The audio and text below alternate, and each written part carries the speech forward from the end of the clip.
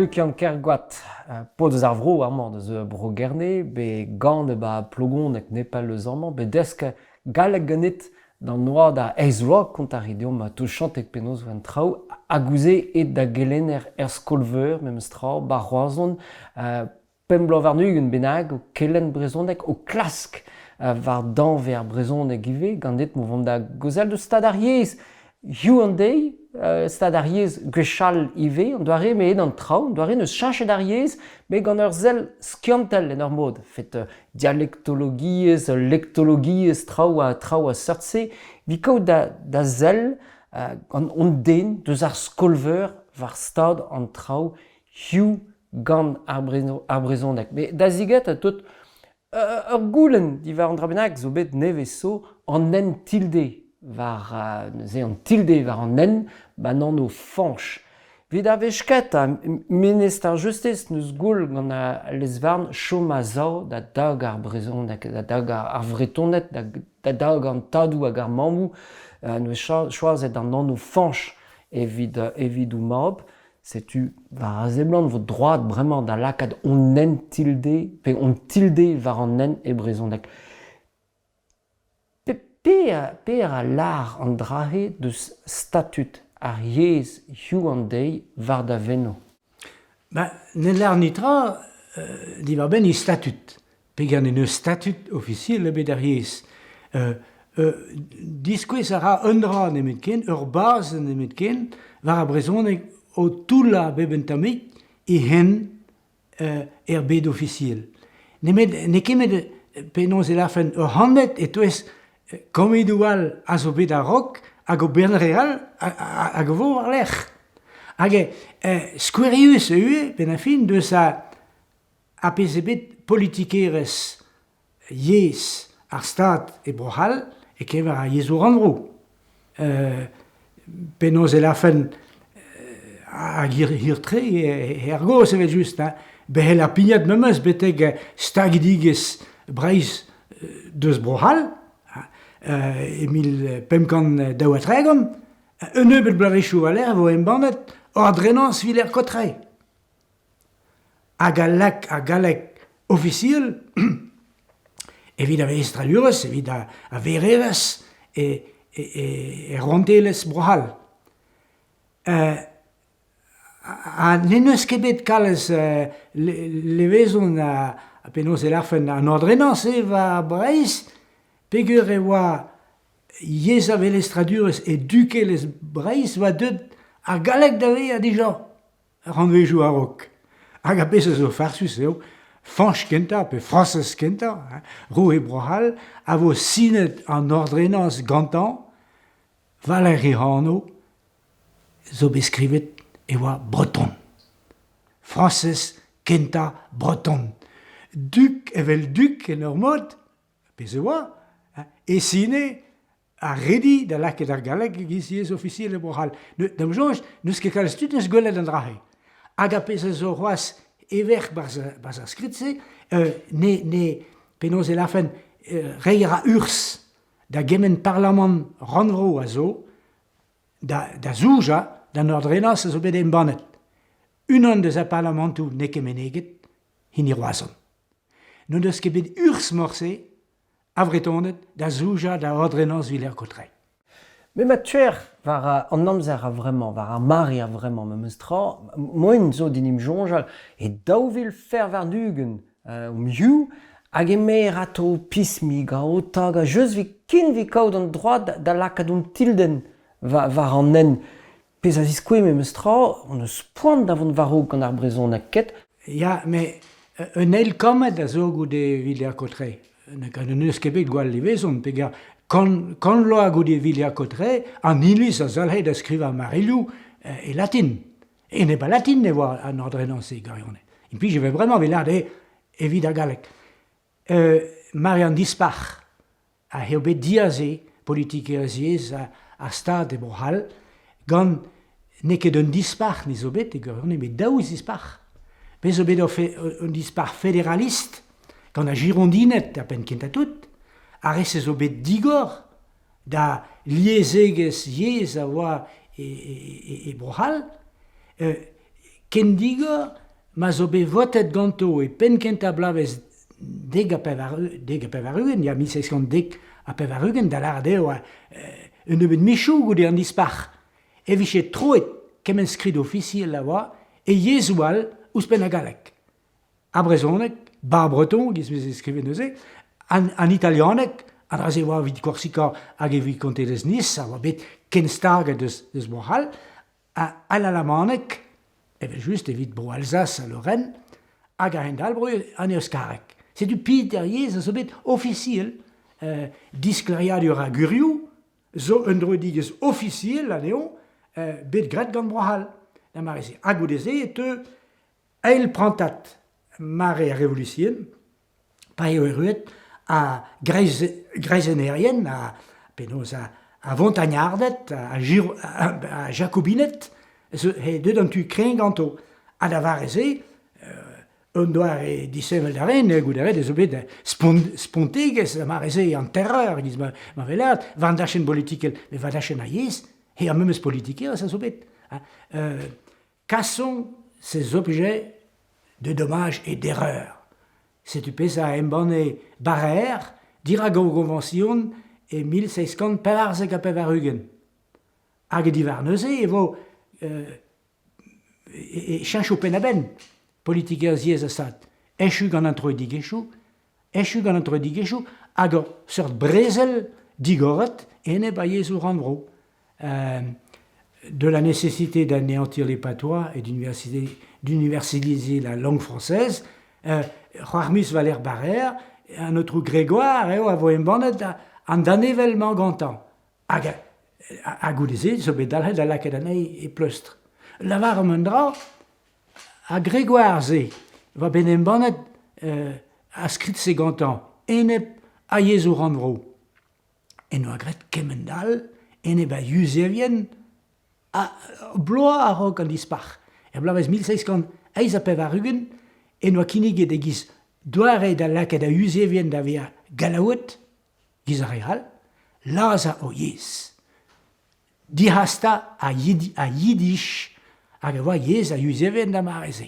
Galaret, ahema an diazezou, pa vek emeret goudeze an daouganvet, pe damig gouspen a zo deud war vech, dal zo bet da politiker zieze. Gant gwechou, o politiker kretre, enep, a gwechou hal, un tabig muir a frankis evit o batraou. Hag heon oa ket dem ben fin deus ar fölster zo bet ar blavioù triugen, deka triugen, are bombezenou an ARB, manifestadegou e leiz, vilak a gwask war ar stad, da re un tamm frankis a plas d'ar brezhoneg. Hag heon oa ket esor an traoù d'ar mareze eget brem. Goulennou zo bet a viskoa, evit rei blas da brezhoneg a skolou. A baoe ma an dispar. Sinadegou a zo bet tren daourezel. Goulennou zo bet dan vechou lezen memes kinniget goude a brezel. Unan zo bet votet memes a lezen dekson e a blavez an a pevarugen. Hag e roe otre d'ober un eur brezhoneg skolou, un eur a oa diret evit a vugale, a oa diret evit a skolher. Un attentat contre l'unité française. Setu pagen genta a Figaro da mareze. Gelaret, oa kouz lavaret nitra, me adaleg a mare ma oa un dra benak, a oa disinvel en ur an benak, eo hasta deo en emzante taget. Neuze, et igwez mare a mare eiz a triugen, kom ze vez, dus mis me eiz a triugen, avec kinniget giz o mare un dispar, ma zo lans gant o bern traoù, ranker mestra, lar daudra. Da genta, e oa dispar storm, mon enep, esperet an amzer, da mareze. Rabbe dizonjal, ez eus bet en diavez da vrohal gant studierien o manifesti e Paris, hag e lerhal, hag e kemen skolveur a oa, baz a bruyoual va an tamit memes bod, ene ba brezel Vietnam, va manifestar des bras et bro Amerika, et Praha, et bloha da reter, d'indana communistet, sos bedive nem savadek, brudet, sais-tu, la spera da danse va enep. Met, egoriona, a zave o moes, ne wan ke roas ken brasse, va ken brasse o nive a roas, e ken vera bobl an se beis. Va ken, a pen ken tout, o neube tout, hag zo sava de gisse. Goudi ber begret o brezengen nevet blavichou zo, e konk, e va det un an da goms ganin ganin, sonj teus, ne vo nemet daou. O tremen an opsi an vrezoneg a vachel oiez, e blaves 6 atriugen. Daou. Velaet, a goudize zo bet neuze o revival son eus, a bep sa trao, hag un tamm lans a zo bet paket met, ma vesele deus a gevredig ez a bez, beva a yaouankis o sevel o moez, o loden deus a yaouankis a la fin kentor, o sevel o moez, o lans a festenoz en dro, o roz a stajou evit deskiñ ar yez, beva a rehe. A beva a loden vrasa deus a gevredigez, hag ez alheim am estrad a gaout ur zel merket mat gant kompleks ta plouk, c'hoaz, ar apese oan. Ne ket breiz a bez ni eo a en emzave. Un toulat, tud bas a gevredigez e. Un toulat tud bas a gevredigez e hag re a zizoloe en dro o bro, met adreon da pez vezegwelet gizun o remziatud o tizoloi a vro, e voa lusko all a gerionne.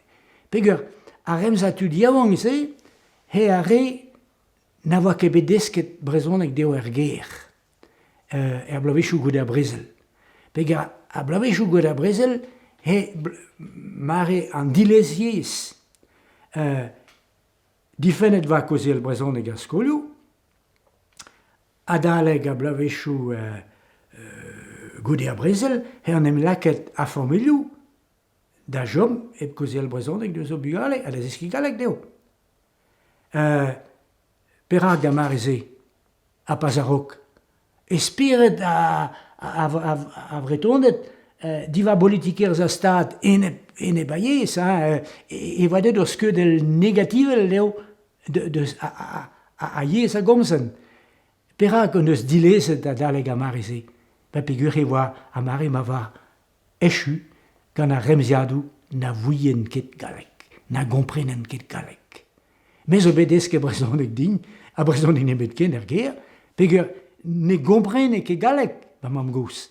Ne voa kemet ur yez a va gous a familia implij, a ve bet komprene gant an ol.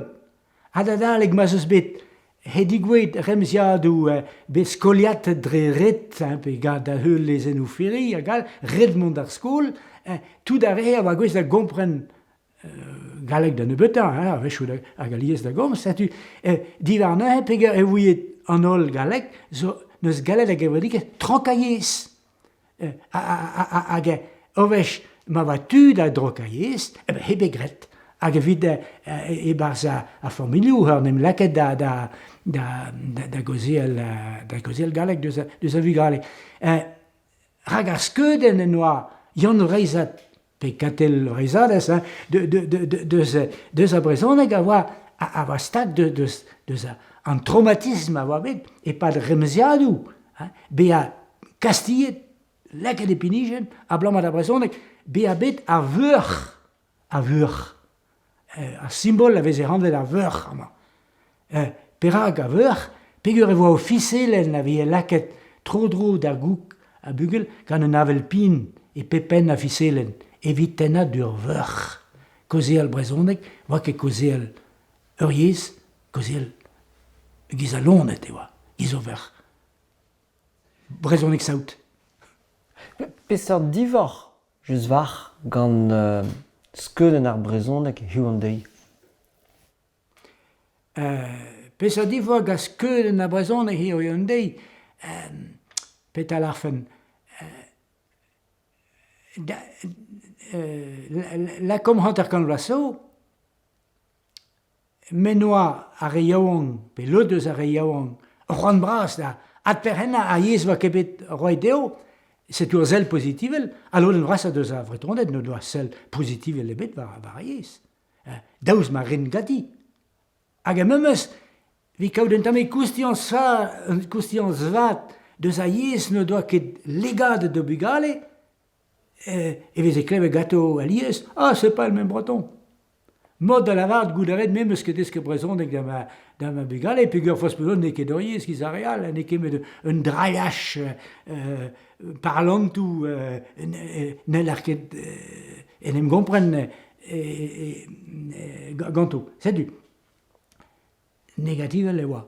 Même c'est celle a brezhoneg erien gous da mareze. Padal, vraiment, a zel a zo varié, zo neus ket put positiveloc'h. Mais drevra, c'est a vretonet bremañ hebe matre skarzet pe hanter skarzet ganto kompleks a plouk.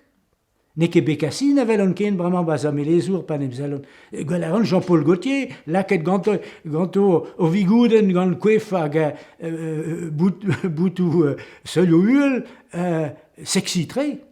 Bremañ he Alès Breiz ave staget e beksun war o karton gant o virgouden. Gwell a vet a pez a voa merkou santet egiz merkou disterat gwechal, a zo deut bremañ merkou positivat. Hag Breiz an o brezhoneg a vro, staget deus o bern merkou, Breiz kola, Breiz go, Breiz neus o ket peta, gant un an o egiz ur sur de ma bers, var a mahat. A gwenadu dispaket e kemen korn zo erbet kentor, hag var an tachen o rugby pe football, evek kleve bremañ a gwenadu. Gwell a vet, ne ket ken skeudenn a bekassin avek gwell a baz ar melezour. Setu pa jonj diom ma vechou penaos va esoc'h am tre an traoù da ugen vaso, mur a startijen vouez, mur a nerzh fer brezhoneg, vi diven an traoù, vi manifestadeg i bar strejou. Ma tre mer o sorien an tam? An traoù zo chanchet peger, e chanchet da gevredigez. Hanter kal vaso e war c'hoaz va tud o bern traoù a stroll. A speret a stroll, labouret da gevret, a va kretre. Me o ningoun e oa e Breiz, pegar tout a labourioù war a mes, e gwechal vez e gret a labour em jikour a va diaze a mod a vont en dro war a mes. Hag dalhet en oa a vretondet da gaout e gise o bern kevet digech, d'ober o bern traoù assemblez. Hiri an dei, mont bar zo bedal, ne labour ke gise ken, pepinir a e draoù deus edu han, ne ket ken kollektivist ken a bez zo d'an de hiou. Hag en draet am jonj o un draoù un tamik a saus. A bet goz a oa kollektivist. A ni a vremañ zo bet penaos pepine deus edu kentor. Hag memes a yez gwechal a oa kollektivist eve. Pe som mod? Peger pavel aret egaleg e vo lavar d'oc'h le breton e tetu. Le breton. A ze vet tapet o breizet a ziskwez d'oc'h. Peta e brezhoneg. A vretondet zo pen o kalet. Le chien est un animal affectueux. A chasse a zo lonet chantil. Gwell a vet, selevet eus ar bet gant a brezhoneger, gant daoulaget avel an ol a rogwelet an unanen. A galeg a control a dosta deus a bet gant osseurt lunedoual hag evel an unanen. Hag ar zel kollektiviste a zo war a bet tro dro, neus gret a seurt ma zeus memes ur mod da zelet deus traoù vekaet kalz aneo assemblez a liez, divar penaos o merk da verk ar niver ave handet a stroll der. Pour un toulat.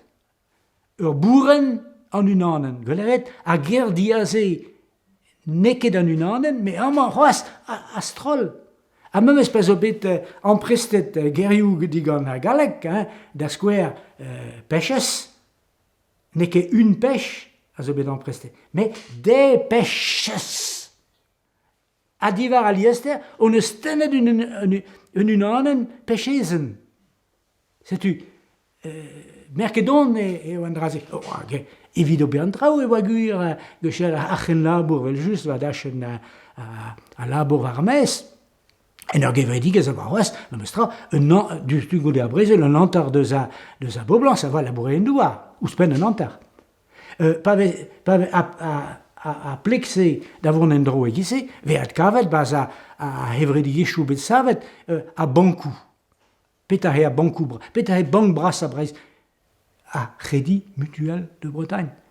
Mutuel. Ken Gredit Brésil, a penos a chef labourdoua, a zo me mestra ive o chef ken laboura da sambres ken gredit ive. C'est-tu crétré voix à Nercé.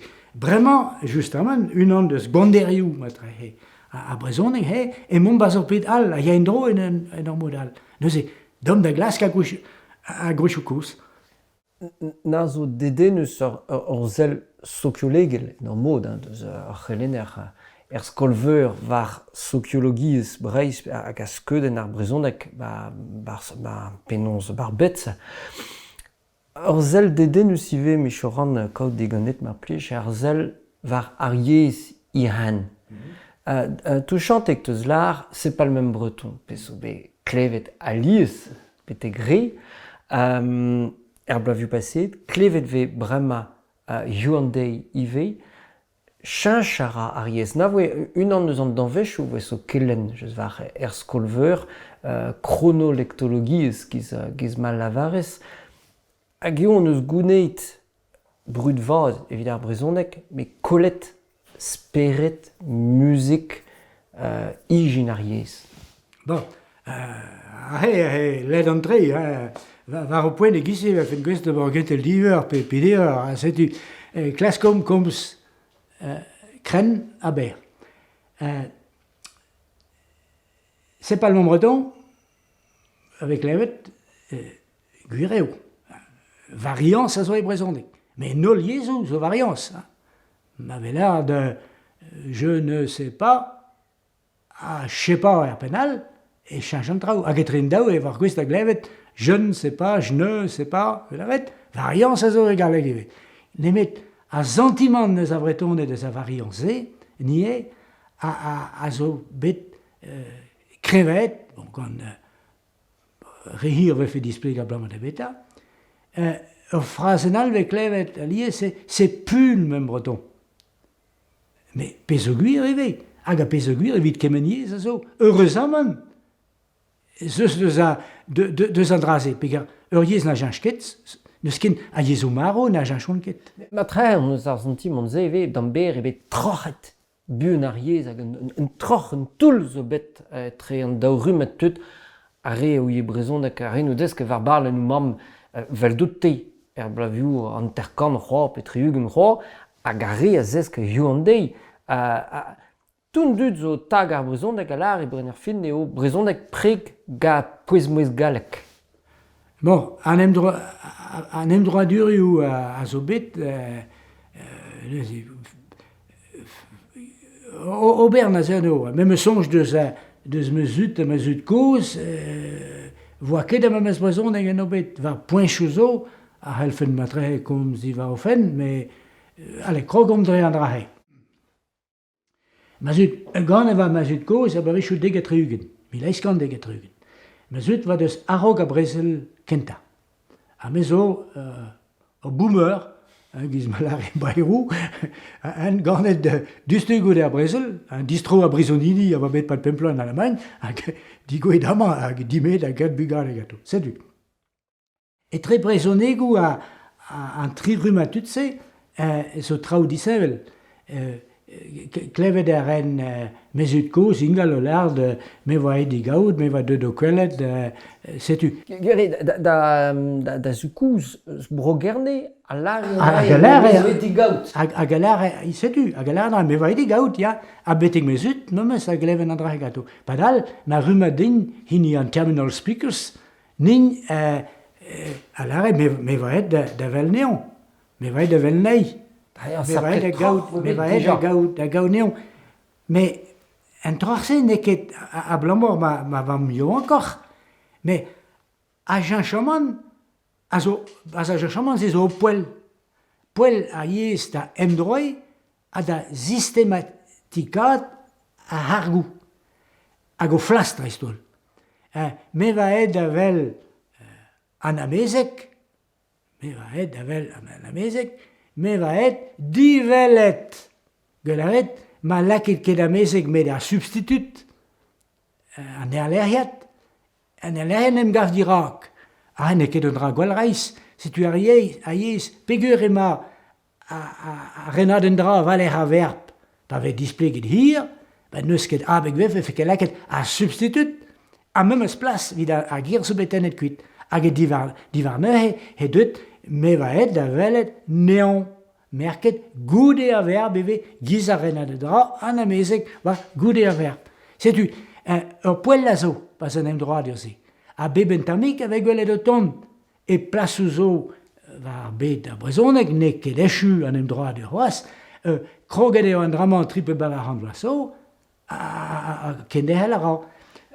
Just an drabenag vi bout resis sa he, techet e ver da gredi, me voet digaout a skouer, e oa ben ar fin un drabenag lechel staget e viche deus a drenedek pe deus an eskopti benag, a oa ket un drabenag boutin ben fin ar vretonet, men nek e gwir.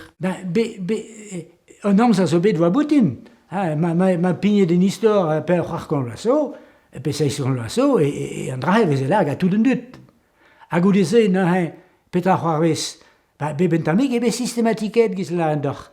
Me a systematikat ur se zo dut, beb an tamik. A het a han vejou. A het a remziado giz varan o tispleg a d'or. Barza an doare nevez e da zon, prim pe divator, e ma plik a brezonegou avec levet.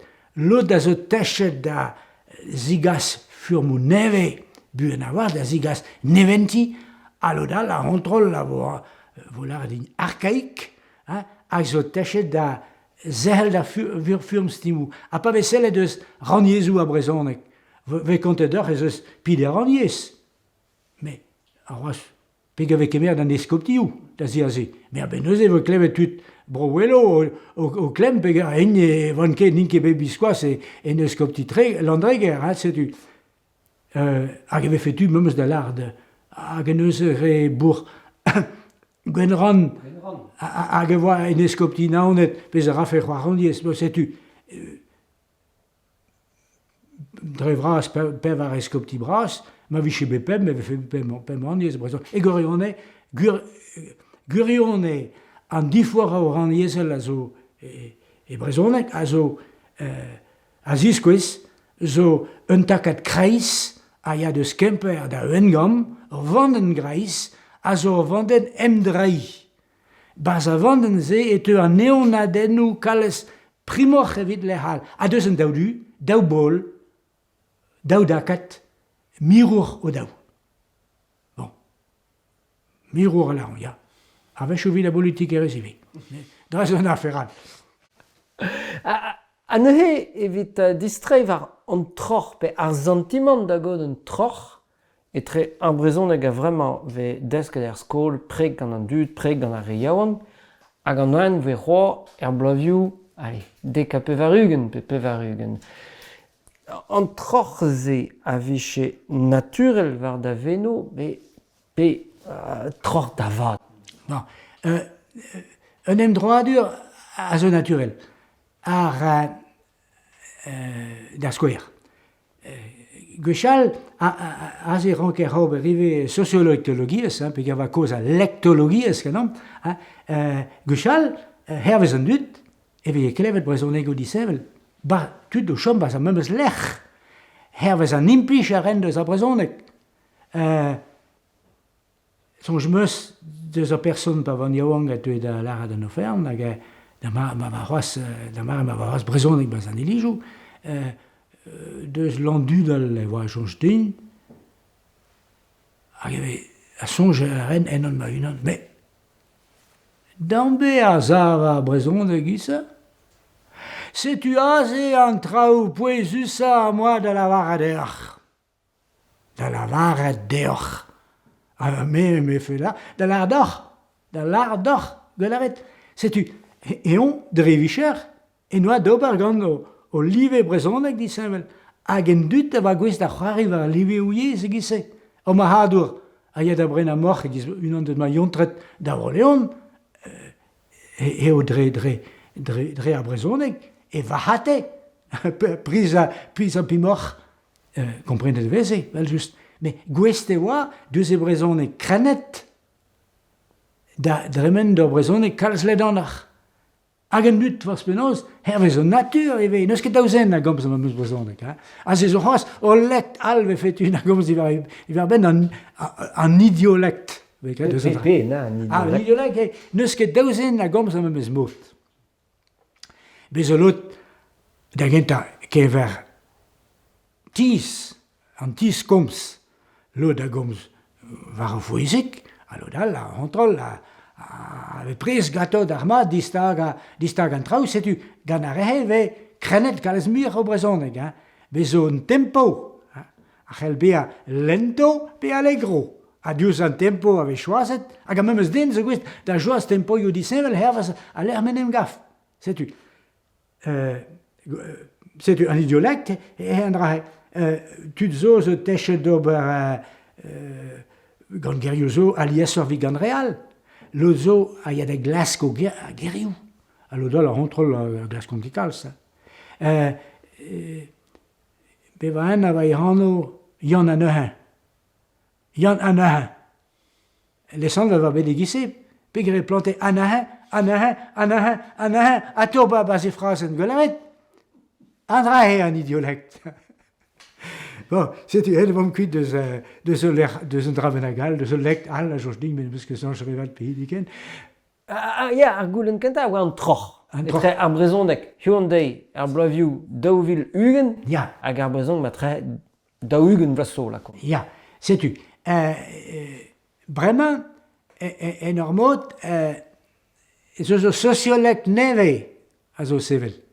Me gomz e dort eus a maradour morch a rok, a re kenvers gant a brezoneg. Me pervu an dun e ren yen ket ken pal.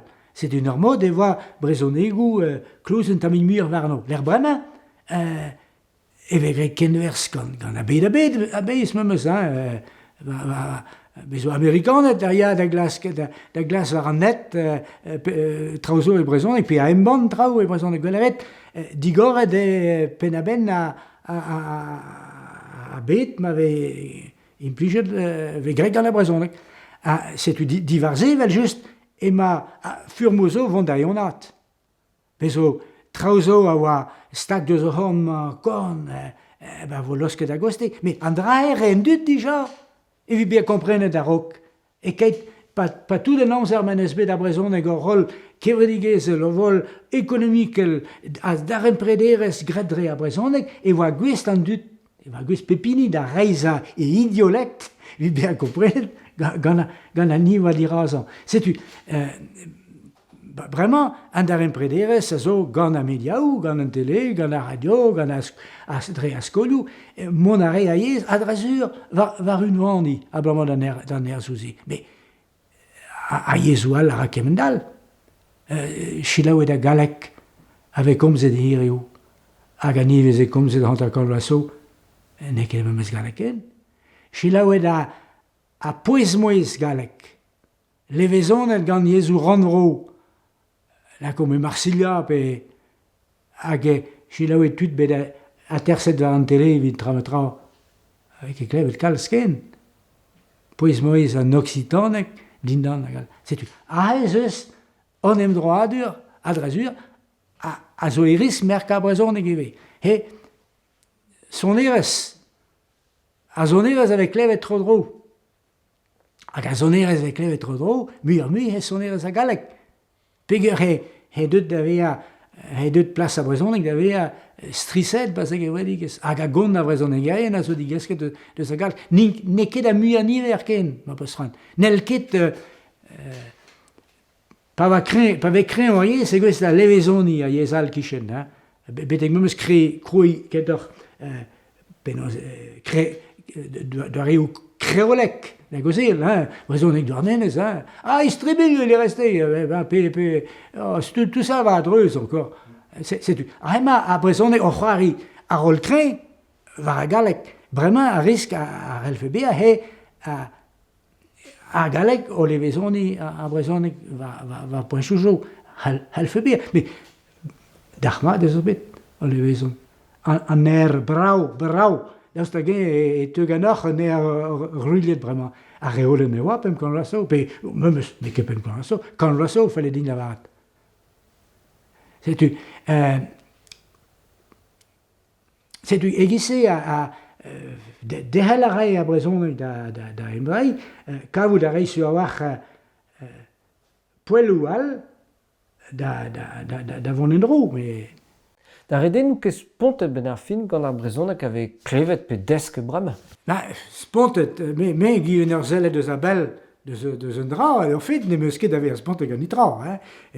Analisa, rak ar per goutese. Daus te gen un dravat, pe un drafal, bon ne ket din da la, penons da embon, neo kemat, brezonek an amz a zon, vo brezonek an dud da gomz brezonek hier yo en dei. Ne ket re na gomzon ket brezon ken, na ket zos, c'est le trop drôle, l'autre avait fait quest d'oba, ne ket deo de barkentel, le mestra, da re a zar a gomz. A jeus var, pa zeller a dost se plas ar brezonek yo an dei. Tu chantik te se komzet forzeg ivar plas ar brezonek ar blavioù, triugen, dekatriugen et tout. Yo an dei nebeut a dud a vwer brezonek, mais muur a c'houlenn sokiel evit ar brezon. Kav din dra bennak doare pev ar ugen dregant eus ar vretonet a fel deo ma veche desk a brezonek ar skol pe disavet o bugale e brezonek. Peseur sel te pod ar skol veur var stad an trao bremañ a matra en amz ar da zon. A chans neus a brezonek, dan de hirio, he c'hoaz, vid an tre de gwech d'am jonge e moulard, a zel en eus yann vreizat pa zel er melezour. Chanchele, a skedense. Positivel leo bremañ, kementra den da vreiz. Hag eus o ken, ovro a zizaj tut deus an diavez. Mais tra wart da zavet ailleur yez pa ouzer neus ken un nugen mil bugel bennak ar skoludu yezek hag a nebeut a ra an ar brezonek bam. Neus yez ebet a gemen a heller ket ober dra bennak eviti.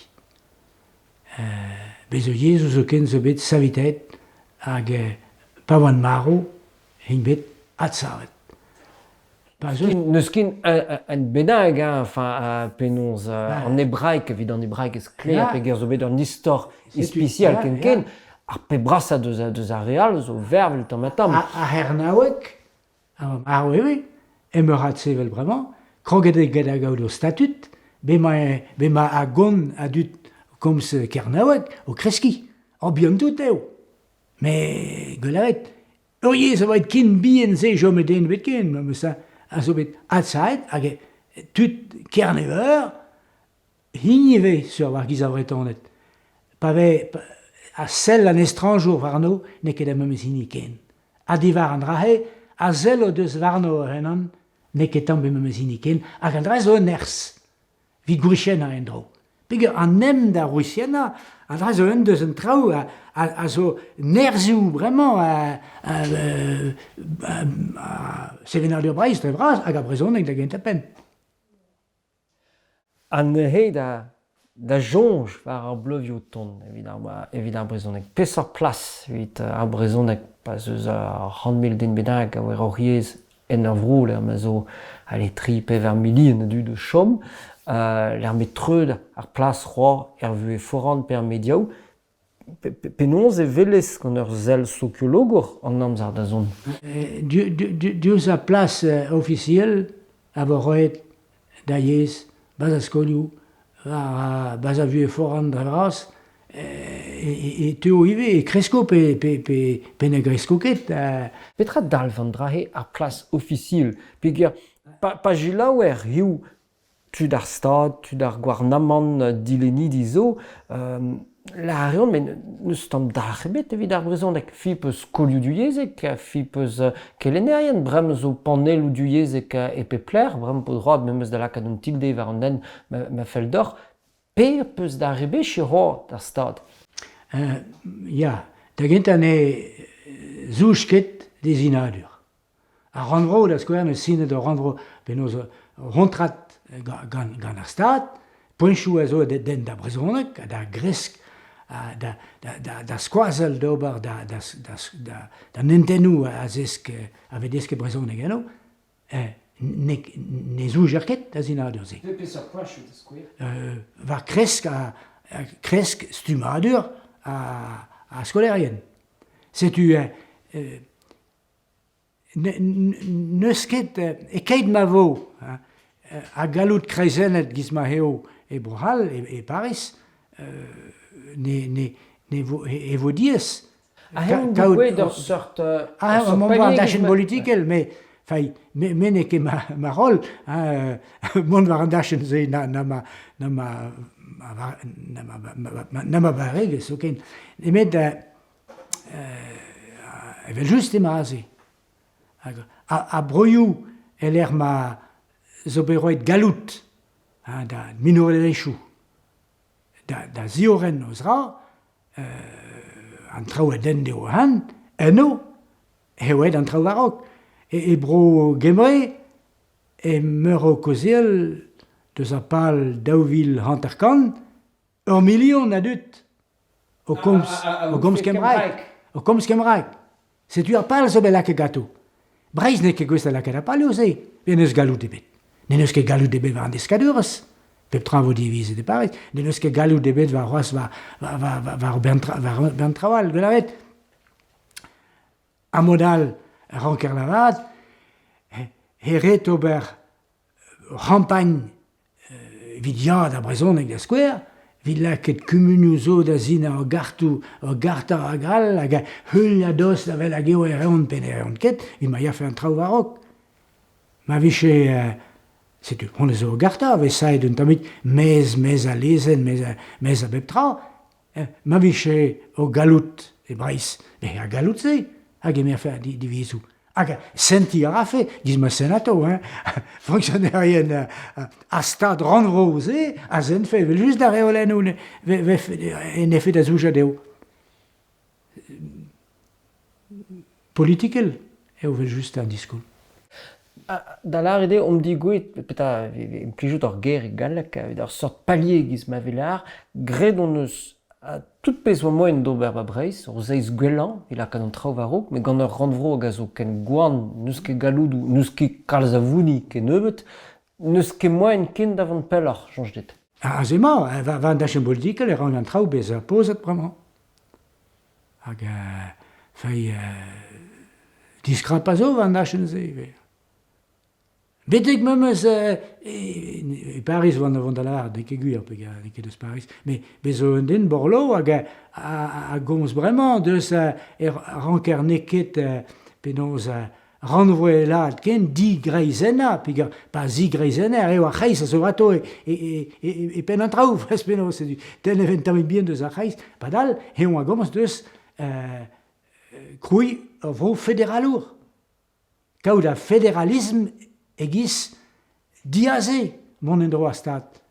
Me a emont on endro, da vare kenta revoluzien Brohal, da vare ma oa un emzao federalist, eo, en oa lusket revoluzien Brohal, hag zo bet diskar e goudeze gant a Jacobinet.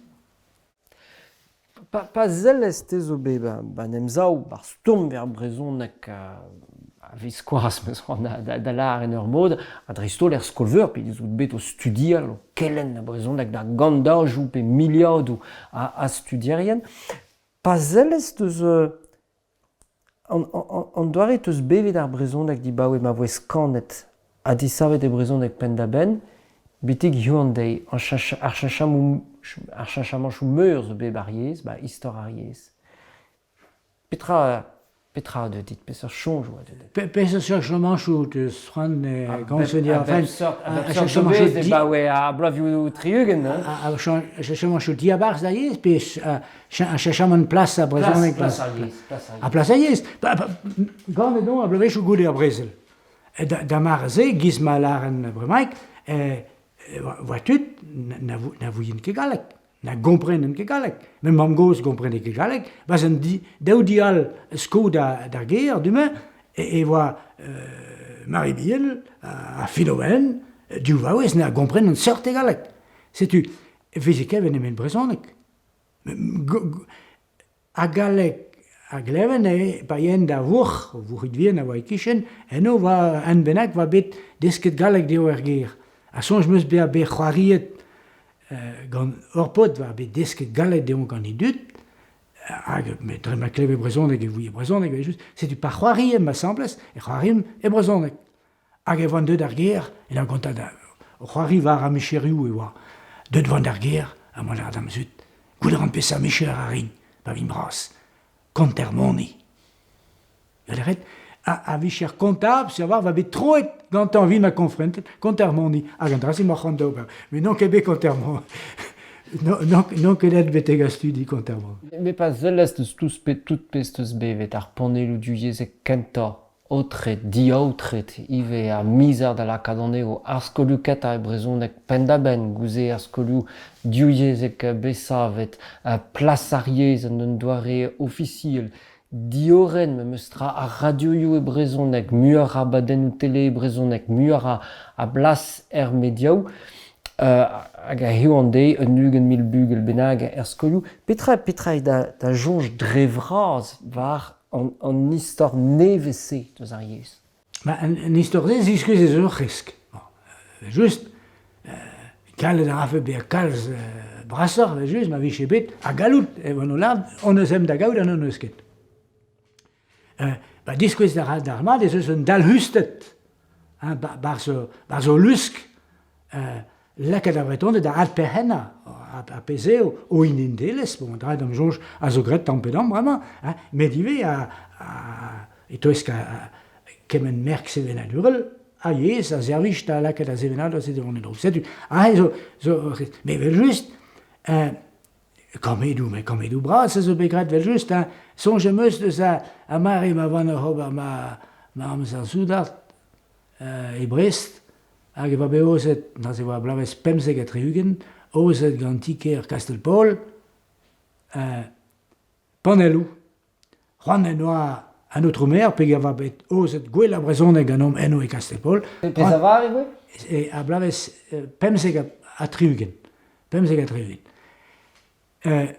C'hoant a bet a mer, a gant tiker, a gruzul ker, kentor, da laket panelou, e brezonek din dan Saint-Paul-de-Léon. Hag eva bet fardet, ozet, kempendet, live brau, Kastelpaul. Hag pedet a gazetenerien, West France Telegram, da zon da velet, da gemer o poltret, deus a pez a oa da ver laket var a panel, da zad an vintin, a rog a gwell, vi digeri a gwell. Ar foto va be va a gazetenou, nemet, va ke be laket panel e bet, va a panelou, rak, beno a bet a notre maire Elisa gant notre préfète, et pas da zun, vilardeo, ne oa ket da gomun bord an nen. Bet ar stad e oa, hag a galek oa yez a stad. Hag a farsus a zo baz a liz a ze, el are, hag a stad e noa o furm officiel evit Saint-Paul-de-Léon, un an epken. Ta mous fen e noa prefet me mestra, eon da larat kemen mord da notre maire, ma peus rand da gaout Kastelpaul va a panel, hor gweus da houlen di gant a huzul stad, divadezi Saint-Paul-de-Léon, a badezi Saint-Paul-de-Léon, Saint-Paul-de-Léon Kastelpaul. Voa ket tu, da gaout panelou. Be va panelou a vastum officiel, même eus braster lizereno, a tout trao folklore al antamik va bet. Kemper skrivet va anta panel kwat, ne voa ket houan, skrivet gant lizereno keltie, Kemper, setu. An raze va betu, da laket pegen.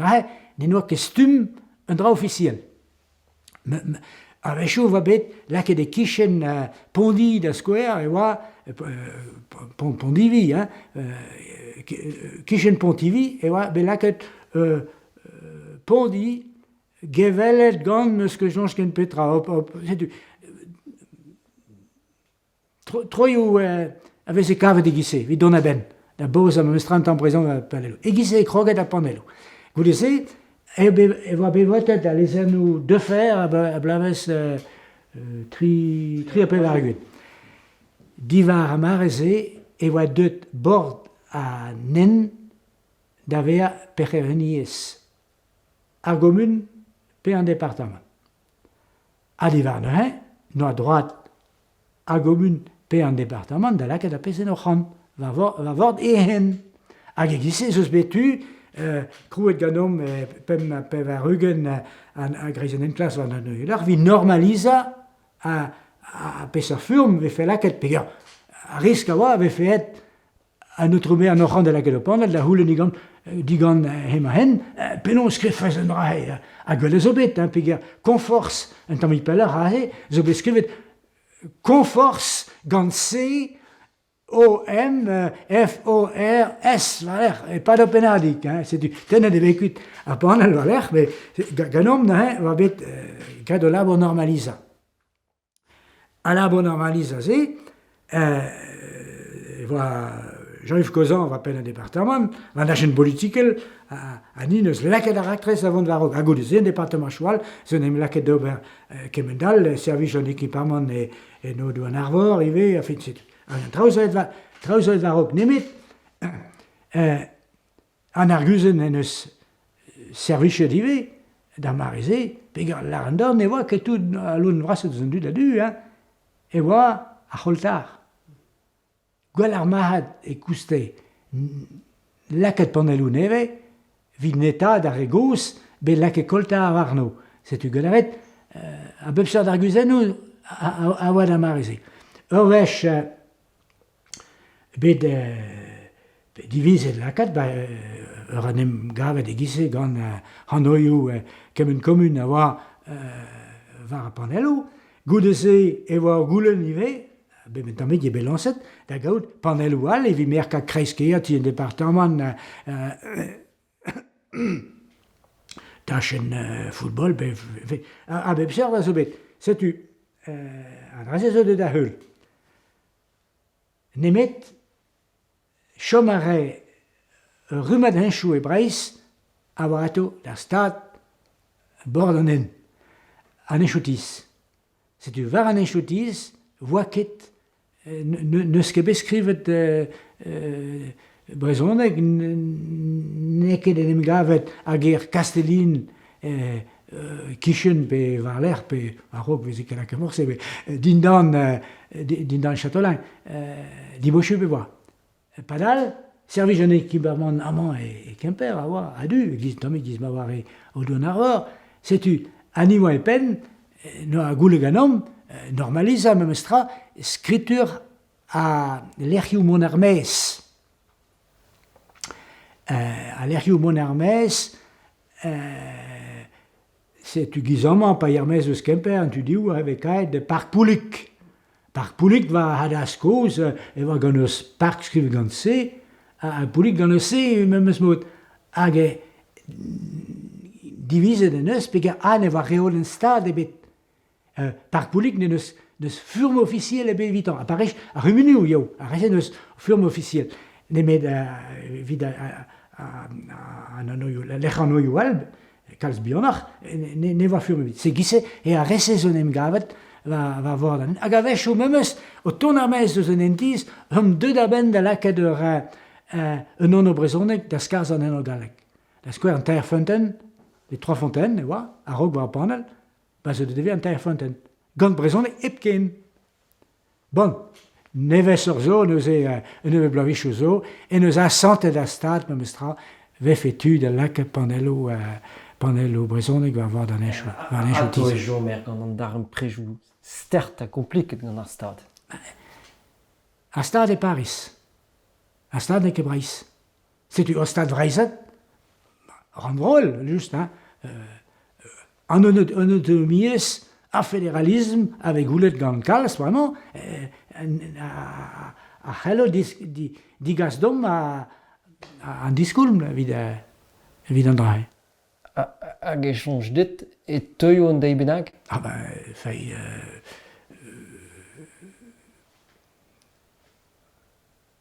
Beva kalz a houlen an dra eo hant a kan la so, hein. Change a radar ha en skriva brezhoneg va postu transformator e en dra bennak va rock, ben edeo va rock, trao.